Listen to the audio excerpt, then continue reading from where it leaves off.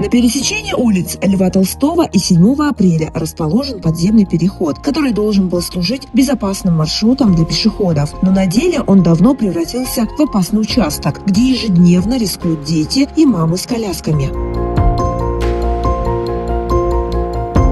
Сам переход находится в удручающем состоянии. Стены покрыты грязью, повсюду мусор, в углах следы от костров. Вечером здесь нет освещения, и пешеходы стараются обходить тоннель стороной, но рискуя жизнью проходить через железные пути.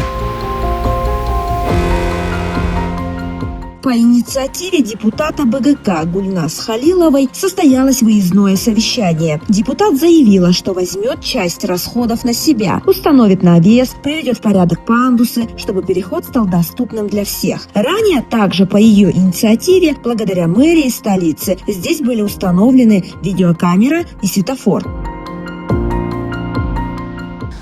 Это район Верхнего Тугульдоша. Здесь именно через этот подземный переход, либо надземный, проходят в школу 66-ю и 53-ю, не менее 300 учащихся точно. Поэтому моя задача, просто как человека, как женщина, обеспечить безопасность. Осмотрев ситуацию, я еще с прошлого года начала прорабатывать этот вопрос. Я в прошлом созыве инициировала установки комплексного светофора. Мы поставили. Даже при всем при этом опять стало опасно проходить, потому что машины летают на больших скоростях. Жители надеются, что работы начнутся как можно скорее, ведь ежедневно через этот участок проходят сотни детей и родителей.